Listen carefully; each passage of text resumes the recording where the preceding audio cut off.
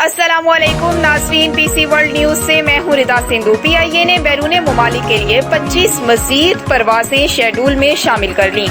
PIA ने 17 और 18 जून तक के लिए 25 परवाजें शेड्यूल में शामिल कर दी।